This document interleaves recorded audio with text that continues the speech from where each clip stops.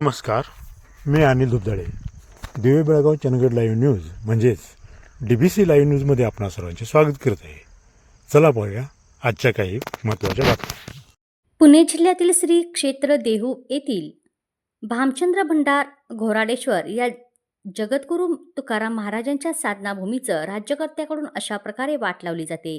याविरुद्ध महाराष्ट्रात व्यापक आंदोलन करणार असल्याची माहिती मराठा महासंघाच्या आध्यात्मिक आघाडीचे राज्यप्रमुख बब्रुवान शेटके पाटील यांनी या आंदोलनाचे प्रणेते तुकिया भक्त मधुसूदन पाटील यांच्या नेतृत्वाखाली व्यापक आंदोलन करण्यात येणार असून या आंदोलनाला दिशा देण्यासाठी 23 एप्रिल रोजी कोल्हापूर जिल्ह्यात भटवाडी येथे व्यापक बैठकीचं आयोजन करण्यात येत असल्याचे शेगडे यांनी पाटील यांनी सांगून या साधनाभूमीचा कशाप्रकारे राज्य शासनाकडून विध्वंस चालू आहे याबाबत आमच्या DBC लाईव्ह न्यूजशी त्यांनी प्रतिक्रिया दिली. दोडामार्ग ते वीजघर रस्ता संबंधित ठेकेदार सत्ताधारी यांच्या गुप्त बैठकीमुळे चर्चेला उधाण. दोडामार्ग ते वीजघर रस्ता कामाचे ठेकेदार सत्ताधारी यांची एक गुप्त बैठक तहसीलदार यांच्या दालनात झाली. या बैठकीला जिल्हा परिषद सदस्य व पंचायत समिती सदस्याव्यतिरिक्त कोणालाही बोलवण्यात आलं नव्हतं. त्यामुळे विरोधक, रस्त्यालगतच्या गावचे सरपंच, पत्रकार यांना न बोलवता ही गुप्त बैठक घेण्यामागचं नेमकं प्रयोजन काय होतं? या बैठकीत सर्वसामान्यांच्या समस्येवर चर्चा झाली की व्यक्तिगत फायद्यासाठी बैठक झाली? प्रशासन व सत्ताधाऱ्यांना सर्वसामान्यांचे प्रश्न महत्त्वाचे नाहीत का? असे नानाविध संतप्त सवाल उपस्थित होत असून या गुप्त बैठकीत नेमकं काय ठरलं हे मात्र गुलदस्त्यात आहे. दोडामार्ग ते वीजघर राजमार्गाच्या काँक्रिटीकरणाचं काम सुरू आहे. मात्र या कामाबाबत सत्ताधारी व प्रशासन वगळता सर्वच अनभिज्ञ राहिले. हे काम नियमानुसार न होता सर्वसामान्यांच्या जीवाची काळजी न घेता केलं जात आहे आणि याचा त्रास आता हळूहळू जाणवू लागला आहे. मात्र काम सुरू झालं आणि अपघाताची जणू मालिकाच सुरू झाली. एका व्यक्तीचा अपघातात जीव गेला. ठेकेदारांची इतक्यावरच मुजोरी थांबली नाही, त्यांनी चक्क निकृष्ट दर्जाच्या कामाचा सपाटा सुरू केल्याचा आरोप विरोधक, ग्रामस्थ, वाहनचालक करू लागले. मात्र शिंदे शिवसेनेचे तालुका प्रमुख गणेश प्रसाद गवस यांनी पत्रकार परिषद घेऊन लवकरच ठेकेदार, संबंधित विभागाचे अधिकारी, तालुकावासी यांची एक बैठक लावण्याचे 2 महिन्यापूर्वी जाहीर केलं होतं. मात्र कामाची कुर्मगती वाढत अपघात आणि कामाचा निकृष्ट दर्जा यामुळे सर्वसामान्यांचा संताप अनावर होऊ लागला. त्यांनी लवकरच रस्त्यावर उतरण्याचा इशारा दिला आणि झोपेचं सोंग घेतलेले प्रशासन खडबडून जागं झालं. तहसीलदार यांनी तात्काळ लोकप्रतिनिधी म्हणून फक्त जिल्हा परिषद व पंचायत समिती सदस्यांना पत्र पाठवलं व ठेकेदार, संबंधित विभागाचे अधिकारी यांची एक बैठक सोमवारी स्वतःच्या दालनात लावली. या बैठकीला विरोधक, नगरसेवक, मार्गालगत असलेल्या गावचे सरपंच, उपसरपंच, सदस्य व कायम अन्यायाला वाचा फोडणाऱ्या पत्रकारांना मुद्दाम डावललं. हा मार्ग वीजघर, मुळस, मेढे, पाळे, तिलारी, कोनाळ, वायगणतड, साटेली, भेडशी, झरेबांबर, झरे 1 व 2, आंबेली या गावासह दोडामार्ग नगरपंचायत हद्दीतून जातो. या बैठकीला लोकप्रतिनिधी म्हणून फक्त जिल्हा परिषद व पंचायत समिती सदस्यांना बोलवण्यात आलं होतं. बैठकीची माहिती इतर सरपंच, उपसरपंचांना समजताच तेही बैठकीला हजर झाले, पण त्यांना बैठकीला मज्जाव करण्यात आल्याचं सांगितलं. शिवाय या बैठकीला सत्ताधारी वगळता एकही विरोधक नव्हता. त्यामुळे त्यांना जाणून बुजून डावलण्याची चर्चा जोरदार सुरू आहे. सर्व जबाबदारी प्रशासन व सत्ताधारी घेणार का? रस्त्याचं काम काँक्रिटीकरणाचं असून 7 मीटर रुंद व दोन्ही बाजूला 1.5 मीटर बाजूपट्टी असं मंजूर काम असल्याचे शिंदे शिवसेनेचे तालुका प्रमुख गणेश प्रसाद गवस यांनी पत्रकार परिषदेत सांगितलं होतं. मात्र मार्गाला लागून असलेली जीर्ण झाडे तशीच उभी आहेत. ती जर हटवली नाही तर नियमानुसार रस्त्याचं काम पूर्ण होणं अशक्य असल्याचं बोललं जात आहे. शिवाय या मार्गावर साटेली, भेडशी व दोडामार्ग या 2 प्रमुख बाजारपेठ आहेत. साटेली भेडशी ग्रामपंचायत सदस्य गणपत डांगी यांनी ग्रामस्थांसोबत लवकरच बैठक घेऊन बाजारपेठेतून रस्ता कसा होणार याची माहिती ग्रामस्थांना द्यावी अशी मागणी निवेदनाद्वारे केली होती. त्याचं अद्याप कोणतेही उत्तर आलं नाही.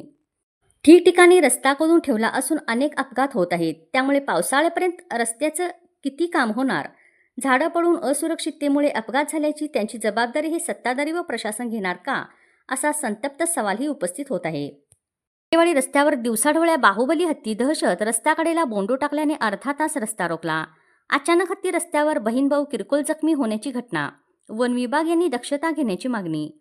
तिलारी खोऱ्यातील मोर्लेकेर गावात 5 हत्ती कळप दहशत सुरू आहे. त्यामुळे शेतकरी हैराण झाले आहेत. तर दुसरीकडे काजू हंगाम सुरू आहे. हत्ती काजू बागेत धुमाकूळ घालत आहेत.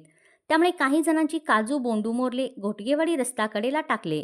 बोंडुवासाने कळपातील बाहुबली हत्ती सोमवारी सकाळी चक्क बोंडू खाण्यासाठी रस्त्यावर येऊन चक्क अर्धा तास रस्ता अडवून ठेवला. यानंतर वन कर्मचारी हाकारे यांनी त्याला हाकलून लावलं. त्या अगोदर मोटरसायकलवरून घरी जाताना अचानक बाहुबली हत्ती रस्त्यावर आला. त्यामुळे मोटरसायकलला ब्रेक लावल्याने बहीण भाऊ खाली पडले, किरकोळ जखमी झाले. जंगली हत्ती कळप वाढत्या दहशतीमुळे शेतकरी ग्रामस्थ यांच्यात भीतीचं वातावरण निर्माण झालं आहे.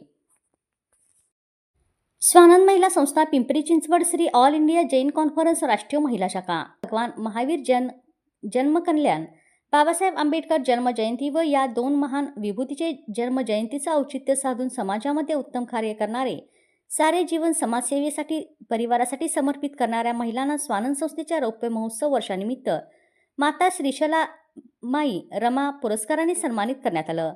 हा कार्यक्रम बिजलीनगर येथील ब्रह्मचैतन्य हॉलमध्ये घेण्यात आला. यावेळी महापौर शर्मिलाताई बाबर, नगरसेविका आशाताई सूर्यवंशी, जैन कॉन्फरन्स जैन भवनचे राष्ट्रीय अध्यक्ष डॉक्टर अशोक कुमार पगारिया तसेच संस्थेच्या संस्थापिका व राष्ट्रीय महिला उपाध्यक्षा सुरेखा कटारिया व स्वानंदच्या अध्यक्षा शोभा बंब यांच्या उपस्थितीत हा पुरस्कार प्रदान करण्यात आला. ताराबाई मदनलाल बाकलीवान, लताजी अशोकजी पगारिया, केशरबाई हरकचंद्रजी भन्साळी यांना उपमहापौर शर्मिलाताई बाबर यांच्या हस्ते पुरस्कार प्रदान करण्यात आला. यावेळी स्वानंदी जगण्याची कला या विषयावर चर्चासत्र आयोजित करण्यात आलं.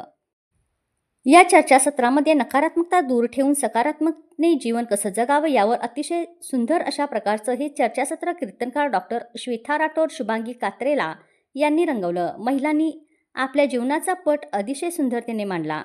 उपस्थित असणाऱ्या महिलांना स्वतःकडे पाहण्यासाठी प्रवृत्त केलं. या चर्चासत्रामध्ये उपमहापौर शर्मिलाताई बाबर, नगरसेविका आशाताई सूर्यवंशी, सुरेखा कटारिया, शोभा बंब यांनीही सहभाग नोंदवला. कार्यक्रमाचं प्रास्ताविक शोभा बंब यांनी केलं. नौकार कांचनमाला बापना, सुनीता कांकरिया यांच्या मंत्रमुग्ध आवाजाने नौकार महामंत्रांची कार्यक्रमाची सुरुवात झाली.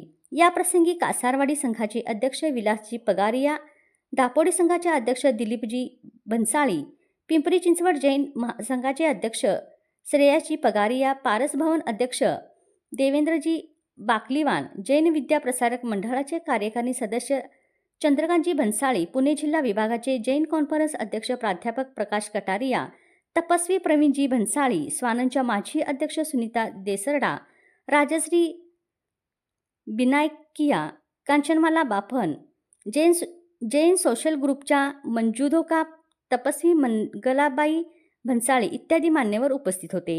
या पुरस्कार वितरण सोहळ्याच्या कार्यक्रमाचं आयोजन संयोजक सविता बॅक्टिया, मनीषा चोरडिया, अलका कुंकलोळ, पायल ललवान यांनी हे संयोजन केलं होतं. या कार्यक्रमाचे आभार डॉक्टर वैशाली लोंढा यांनी मानले. कार्यक्रमाचं बहारदार सूत्रसंचालन शुभांगी कात्रेला यांनी केलं.